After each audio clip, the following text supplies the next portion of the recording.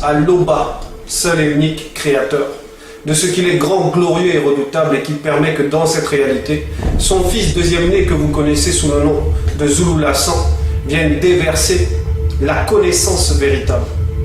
Nous allons démasquer un énergumène, un faux enseignant qui se nomme Dokira et qui fait des vidéos déjà depuis pas mal de temps. Et comme vous allez le voir dans les extraits qui vont être diffusés là, il s'est imprégné, il s'est inspiré des enseignements de Zulula et il vient inonder donc le internet de fausses doctrines parce qu'il est faux et que son Dieu est faux. Et nous allons démasquer cet imposteur, cette imposture de Dokira. Pourquoi les Néphilim n'ont pas d'âme? Du moins, pourquoi 95% des Néphilim ne possèdent pas une âme? Les Néphilim ne possèdent pas d'âme parce qu'ils sont à l'image de leur père. Toute chose est à l'image de son père. Toute chose ressemble à son origine. Parce que l'origine laisse toujours des marques de lui dans ce qu'il émet ou dans ce qu'il sort de lui ou dans ce qu'il fabrique. Un fabricant ne fabrique rien sans mettre sa griffe. Toute création, toute créature est griffée par celui qui l'a créée. Et donc, vous et moi, nous avons en nous les dépôts de griffes, de marques de nos parents. Ce qu'on appelle la génétique. Nous avons les gènes de nos parents, de nos ancêtres. J'ai les gènes de mon père et de ma mère. Vous avez les gènes de vos pères et de vos mères. Parce que nous sommes originés d'eux. Dans l'extrait que vous venez de voir, il dit donc que les Néphilim n'ont pas d'âme et que cela est dû à leur origine, c'est-à-dire à leur géniteur, à savoir donc les anges déchus. Donc voilà sa position et il essaie en plus de faire croire que ces anges déchus ont créé, ils ont été créateurs alors qu'on sait qu'il n'y a qu'un seul créateur. Et donc dans cette vidéo, il se contredit lui-même avec ses propres propos, puisqu'au début il dit que tous les Néphilim, c'est-à-dire les blancs, n'ont pas d'âme. Après il dit que c'est 95%, donc les 5 autres pourcents, apparemment ils ont une âme. Et ensuite il dit aussi que ce que nous sommes, nous le devons en gros à notre père et à notre mère. Donc vous voyez la contradiction déjà qui existe dans ses propos. Parce qu'il dit que s'ils n'ont pas d'âme, c'est à cause de leur père. Mais après, il dit que n'importe qui naît, il a forcément de son père et de sa mère. Tous ces Néphilim-là ont bien une mère. Donc, comment ils peuvent ne pas avoir d'âme? Donc, pour aller dans la profondeur, on va regarder, on va expliquer qu'est-ce que signifie l'âme, qu'est-ce que symbolise l'âme. Parce que cet énergumène ose dire que dans cette réalité, il y a des personnes, donc les Néphilim, qui n'ont pas d'âme du tout. On va expliquer cela. Comme vous le savez, dans Genèse 2,7, il est dit que l'Oba, dans la version Abbé Filion, que l'Oba créa l'homme du limon de la terre, la boue noire. Et l'homme devint, donc il insuffla son souffle de vie dedans, et l'homme devint une âme vivante. Donc on nous dit que l'homme devint une âme vivante. Qu'est-ce que ça veut dire? Parce qu'il faut comprendre la notion de l'âme pour qu'on puisse comprendre ce que cette personne-là est en train de dire comme hérésie. L'âme va symboliser l'être, et vivant, quand on dit vivant, c'est le mouvement. Mais on sait que, désormais on le sait, que le vivant réellement c'est l'initié. C'est celui qui marche selon la volonté de l'Oba. C'est lui le vivant. Le reste, on va dire dans cette réalité, c'est d'être animé. Animé veut dire aussi le mouvement.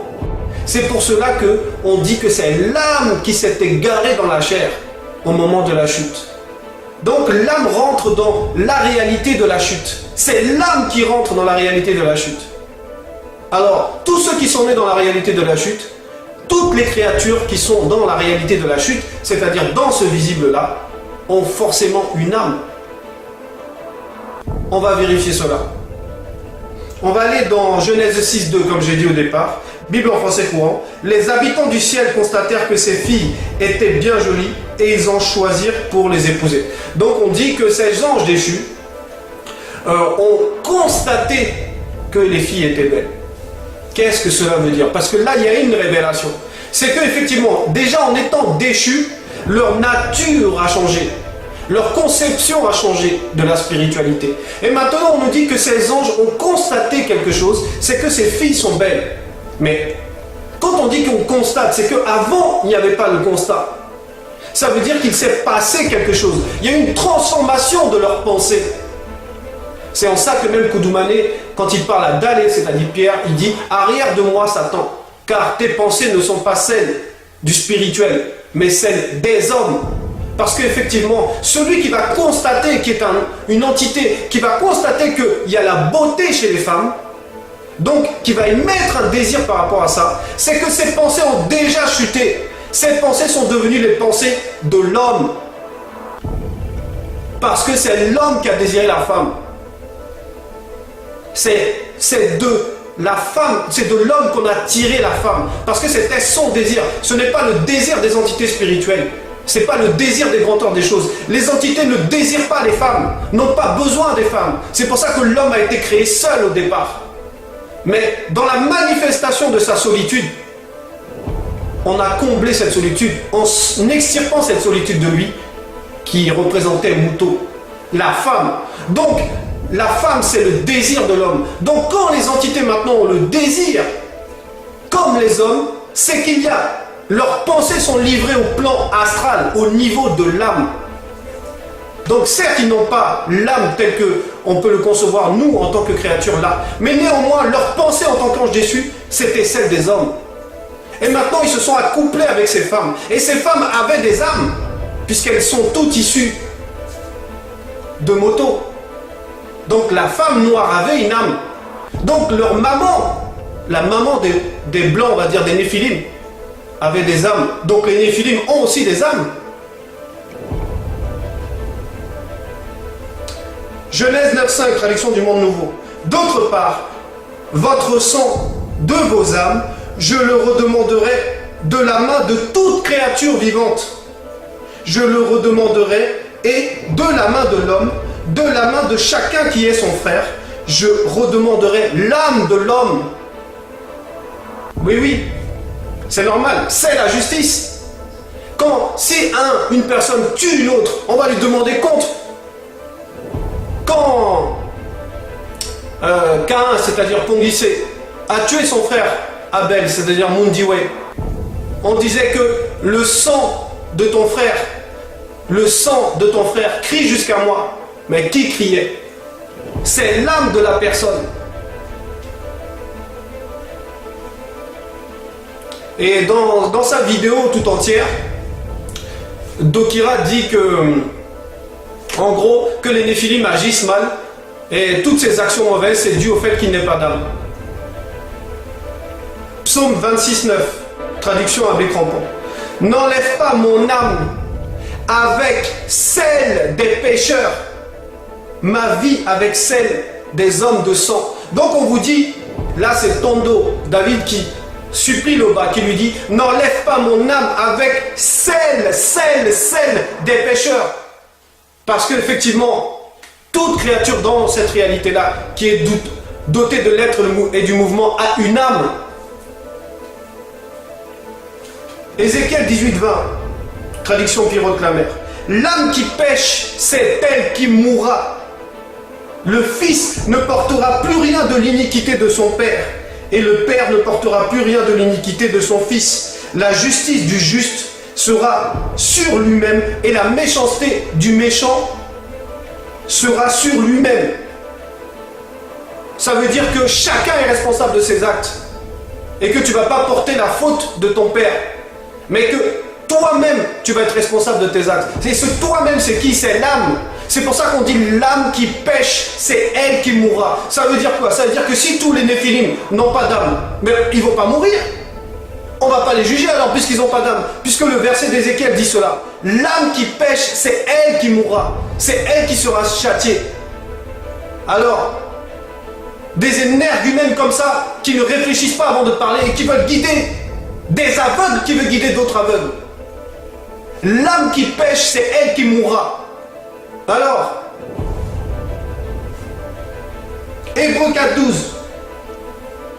la parole de l'Oba est vivante, énergique et plus tranchante que toute épée double bouche. Elle pénètre jusqu'à diviser l'être et le souffle. Ici, l'être et le souffle, ça représente l'âme et l'esprit. Donc on vous dit que la parole de l'Oba entre jusqu'au point de division de l'âme et de l'esprit. Hébreux 4.12, Bible de Jérusalem. Vivante en effet est la parole de l'Oba, efficace et plus incisive qu'aucun glaive à deux tranchants. Elle pénètre jusqu'au point de division de l'âme et de l'esprit. Alors la parole, elle va juger qui? Si elle ne vient pas juger chacun, elle va aller où? Elle va aller à l'endroit où il y a l'âme et l'esprit, où il y a la division, la séparation. C'est pour ça qu'on dit que l'âme s'était garée dans la chair. C'est parce qu'il y a eu cette séparation entre l'âme et l'esprit. Que tu sois pécheur ou que tu ne sois pas pécheur, que tu sois blanc, que tu sois noir, tu es dans cette réalité, tu as une âme.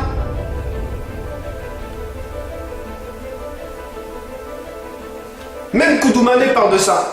On va aller dans Matthieu 16, 26, quand il est dit ceci, traduction du second. Et que servirait-il à un homme de gagner tout le monde s'il perdait son âme?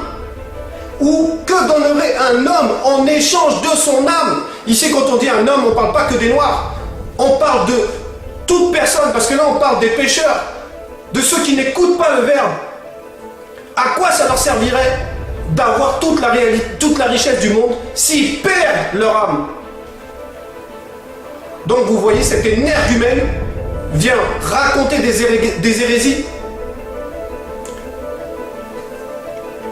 Les anges n'ont pas la capacité de choisir. Les anges ont été créés pour obéir.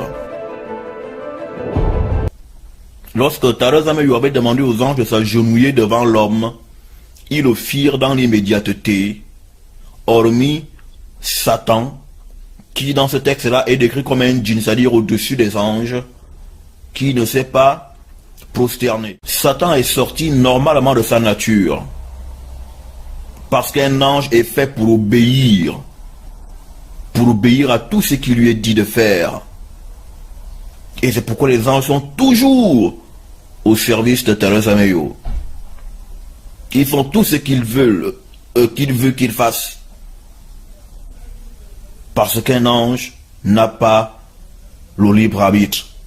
Il a été créé pour être une créature obéissante. Donc, il dit que son Dieu à lui, là, a fait les anges sans libre arbitre, c'est-à-dire des esclaves, de purs esclaves. On va vérifier cela. On va prendre l'exemple d'un ange. On va aller dans Nombre 22, 32, Bible de la liturgie. L'ange du Seigneur lui dit: pourquoi as-tu frappé ton ânesse par 3 fois? Tu le vois, je suis venu moi-même en adversaire, car à mon gré, ce voyage était précipité. Point. Donc ici on parle de Balaam. Balaam qui voulait aller donc, qui était appelé par un roi pour aller maudire le peuple d'Israël. Et qui prend la route, et sur cette route, un ange de l'Oba, une entité, un Amunoloma, vient avertir, vient s'opposer au voyage de Balaam, d'Abato, de son vrai nom. Et voilà ce qu'il dit. Tu le vois, je suis venu moi-même en adversaire, car à mon gré, ce voyage était précipité. Ça veut dire qu'il est venu de son propre gré, de sa propre initiative, en utilisant son libre arbitre. Traduction du Monde Nouveau, Nombre 22, 32. Alors l'ange de l'Oba lui dit: pourquoi as-tu battu ton ânesse ces 3 fois? Vois, c'est moi qui suis sorti pour m'opposer, car ta voix va directement à l'encontre de ma volonté. Ma volonté. Comment ça, les entités n'ont pas de libre arbitre? Dans le livre de Jude, quand Méné, c'est-à-dire Michael, s'est opposé au jadis à propos soi-disant du corps de Boussi, c'est-à-dire Moïse. Il n'a pas osé proférer d'injures. C'était son libre arbitre. Quand on dit qu'il n'a pas osé, c'est qu'il peut le faire, mais il ne va pas le faire. Parce que pour lui, ça n'a aucun sens. Comment ça, les entités n'usent pas de leur libre arbitre? Le jadis a désobéi, non? Satan, c'est pas un ange, Satan. C'est un chérubin. C'est un chérubin. Tu étais un chérubin aux ailes déployées.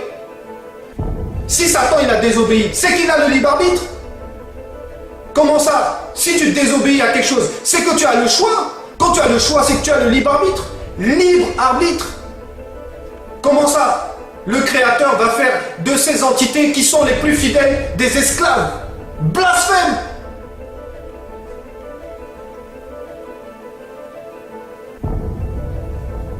Ézéchiel 9,5, Bible annotée de Neuchâtel.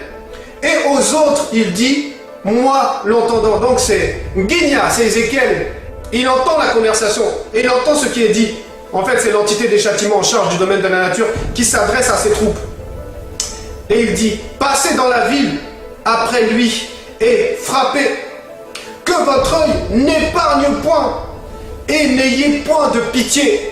Donc si on leur dit, si on dit aux entités de ne pas épargner, de ne pas avoir de pitié, c'est parce qu'ils en ont, mais on leur demande de ne pas utiliser leur libre arbitre. Ézéchiel 9,5, Bible de Jérusalem. Je l'entendis dire aux autres, parcourez la ville à sa suite et frappez. N'ayez pas un regard de pitié. N'épargnez pas. Parce qu'ils ont un regard de pitié, ça veut dire ils ont le libre arbitre. Mais on leur dit de ne pas utiliser ce libre arbitre, mais d'agir conformément à ce qui est donné d'ordre par l'entité des châtiments en charge du domaine de la nature. Donc comment ça vous osez dire que les entités du grand ordre des choses que l'Oba a créées ne sont pas dans la liberté? 2 Corinthiens 3,17, Bible du Sommeur. Le Seigneur dont parle le texte, c'est l'Esprit avec un E majuscule. Et là où est l'Esprit du Seigneur, virgule, là règne la liberté. Ça veut dire que dans le grand ordre des choses, c'est la liberté. Quand vous avez la connaissance du bien et du mal, comme il est dit dans Genèse 3, voici, l'homme est devenu comme l'un de nous au sujet de la connaissance du bien et du mal. Quand vous avez la connaissance du bien et du mal, vous avez le libre arbitre. Parce que vous savez ce qui est bien et vous savez ce qui est mal. Et vous décidez de ce qui est bien et de ce qui est mal. C'est pour ça que l'entité, dans Genèse 4, a mis un signe sur Ponguissé pour que personne ne le touche. Parce qu'elle a décidé d'elle-même qu'on ne pouvait pas toucher Ponguissé, malgré le fait qu'il ait désobéi, malgré le fait qu'il ait péché. Parce qu'elle décide d'elle-même. Vous êtes des blasphémateurs. Lorsque Tarazame lui avait demandé aux anges de s'agenouiller devant l'homme, lorsque Tarazame lui avait demandé aux anges de s'agenouiller devant l'homme, lorsque Tarazame lui avait demandé aux anges de s'agenouiller devant l'homme. Voilà ce genre d'hérésie qui peut circuler. Et on le dit, on le répète, parce que c'est la vérité. Il n'y a qu'un seul enseignant. Celui que vous connaissez sous le nom de Zululassan. C'est le seul enseignant dans cette réalité. Toutes les religions sont fausses. Posez-vous la question. Le Créateur va-t-il demander, quand il crée une créature, est-ce qu'il va demander à ce qu'on se prosterne devant cette créature, sachant qu'on ne peut se prosterner que devant Dieu? Ici, prosterner, ça veut dire se soumettre. Se soumettre. Considérer que l'autre est supérieur. Depuis quand l'homme est supérieur à une entité? Depuis quand? Si, effectivement, ils disent que les entités n'ont pas de libre arbitre et qu'elles obéissent tout le temps, comment quelqu'un qui peut désobéir peut être supérieur à celui qui obéit tout le temps? Dans le livre de Job, quand l'entité apparaît à Job, c'est-à-dire Témousséa, et qu'elle lui dit « Où étais-tu quand le Verbe fondait la terre? Tu étais où? » Quand les étoiles du matin criaient de joie, quand les fils de Dieu poussaient des cris de joie, quand l'homme a créé, c'est la joie, c'est le bonheur. L'Oba s'est encore glorifié.